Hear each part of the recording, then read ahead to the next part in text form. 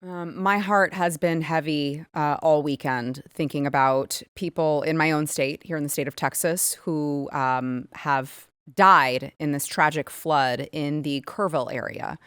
This is outside of San Antonio. Yeah, those of you who are watching, it's just, I mean, I just, I can't even imagine. This is during the day.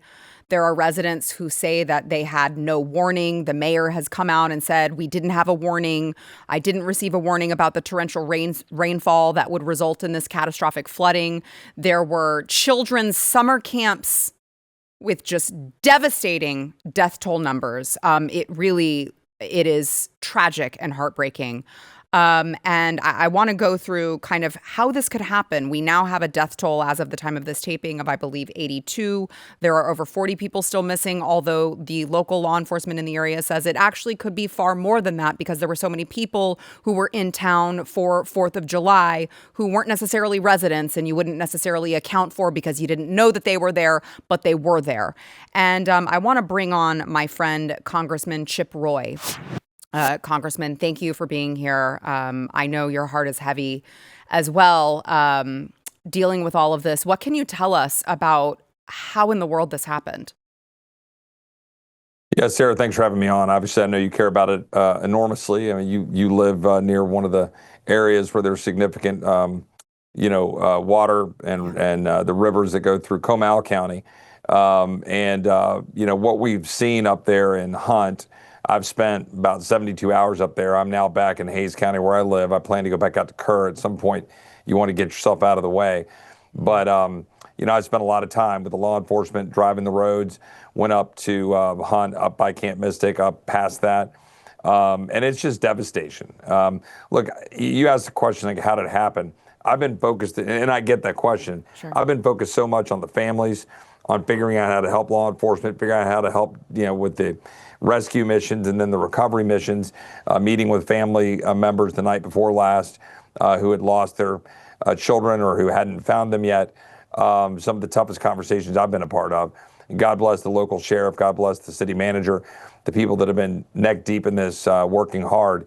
And there's been 850 rescues of getting those kids out of the area. There was a bunch of other people that were able to be saved.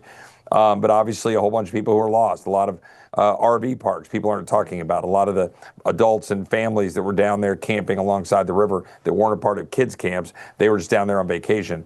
But you asked the question about how it could happen. And look, we'll figure out the details going forward. What could you do differently? What was wrong? The short version is this. You have a once in a century type of flood. They say, well, we've had it before, 1987 and 1920s, they had a similar flood. Well, kind of. But what you had here with that 12 to 14 inches that was dumped just enormously right in that one spot at the head of the river up there, and you had all that water coming in, what you had happen at 4 o'clock in the morning in the middle of the night, after, yes, there was warnings the day before that there would be potential flash floods. Right. But Sarah, we get those all the time in Texas. Yes. When you get rain, you get flash flood warnings. So you pay attention, you adjust, but you're not expecting a deluge like that. Yeah. And so at 4 o'clock in the morning when all these kids were asleep in the dark of night and all these families along the river, that's when they had that peak, and it rose like 30 feet in about an hour and a half or so. That's unprecedented, or at least it's not, something we've ever seen. So that's what happened. Maybe there could be better alert systems.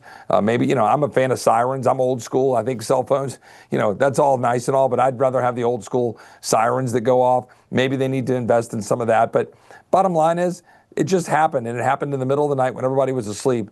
And a lot of people lost their lives trying to save kids, and a lot of people lost their lives saving kids. The camp counselors, the camp directors, they should be applauded, and all the people that did so much work to do what they could and gave their last full measure to try to help kids. Yeah,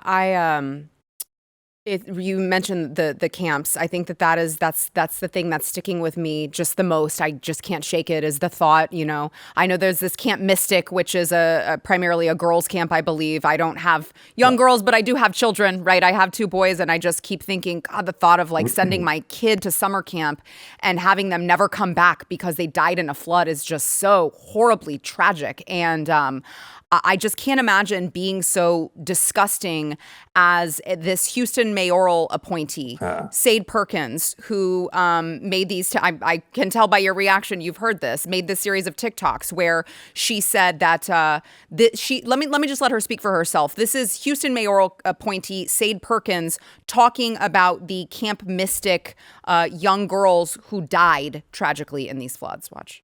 I know I'm probably going to get canceled for this, but Camp Mystic is a whites-only girls' Christian camp. They don't even have a token Asian. They don't have a token black person. It is a all-white, white-only, conservative Christian camp. If you ain't white, you ain't right, you ain't getting in, you ain't going, period. And I think that context needs to be said in this matter. You best believe, especially in today's political climate, if this were a group of Hispanic girls, especially with them being in East Texas, it should be most likely Hispanic. If this were a group of Hispanic girls out there, this would not be getting this type of coverage that they're getting. No one would give a and all these white people, the parents of these little girls, would be saying things like they need to be deported, they shouldn't have been here in the first place, and yada, yada, yada. Congressman, her lack of geographical knowledge aside, because this is, of course, not in East Texas, I can't think of a more disgusting thing to say after children have had their lives lost and mothers and fathers are burying their children and having to worry about, funeral matters, to just say, well, they're white, so I guess what? That's the only reason why people care. If they were black? No, I cannot even make sense of it. Yeah, well, I don't know who this woman is, and I don't ever care to meet her, and she's going to be a footnote on the trash bin of history. She's irrelevant. What is relevant are all the great human beings who are out there helping people. What is relevant are these beautiful young girls. I don't know what color they are. Yeah. All I know is that I heard them on a bus singing church hymns while they were leaving a camp where many of them lost their friends, lost their siblings, and they're leaving a camp singing church hymns while looking at the destruction that came from a flood that happens, once a century, and bonding, doing the things that the camp director set when he bought that camp in 1973, Dick Eastland. They set up this tone. One of my staffers worked at that camp. He knows him. He would take people out to teach them fly fishing, teach them fishing. He would teach them life lessons. They thought of him like a grandfather. I had a young woman, a staffer of another office, who delivered cookies to my office this morning. There were the recipe. They're called Tweety cookies, which was Dick Eastland's wife. She's still with us, but the Tweety cookies were what are known in the camp. And they're for the hardest working people. And they gave them to my staff because they've been working around the clock for the last 3 or 4 days to try to help people. That's the story of this. It's the story of the woman who lost her life saving 5 campers, a camp director who was active in her church in Kerrville. It's the Coast Guard guy that saved a couple of hundred people. It's the 850 kids who got removed from all of those camps. I don't care who this woman is. This is a woman stuck in some weird DEI culture that's about destroying and breaking us down. This was a group of camps and counselors and camp directors who were about bringing people together to share the gospel of Christ so that people can come together and make this world a better place.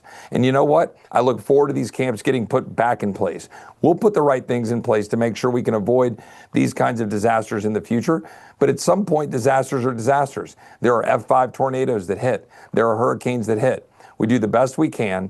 We have people working to get signals out. And then once the floods were happening, people acted as they should to save their fellow men and women or boys and girls. And I'm proud of what everybody did to try to respond to it. Yeah, and I appreciate you and your staff and so many others who have been working around the clock to get these people supplies and to continue helping with rescue efforts. I have heard from Texas State Representative Wes Verdell, who is over there in that area, that they are asking people, please don't just come.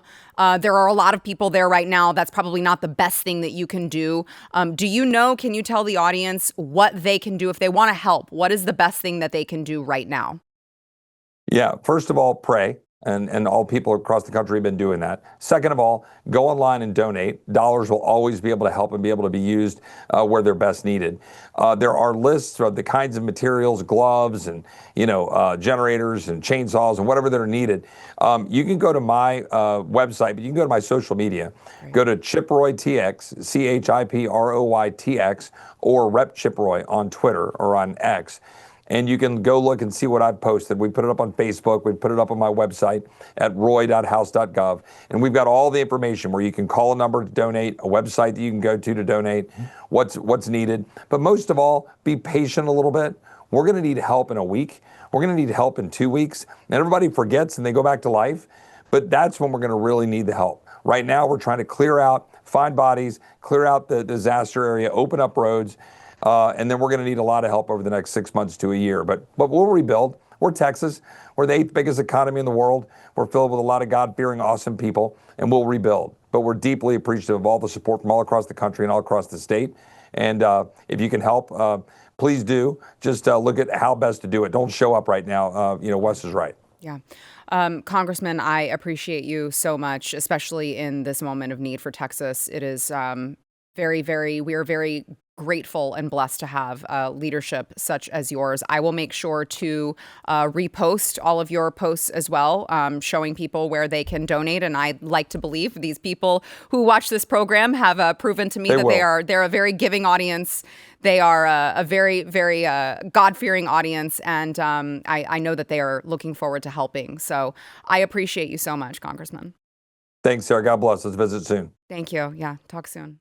If you like this clip and you want to see the full episode, click here. And if you want to subscribe to the channel, come on, you know you do. Click here.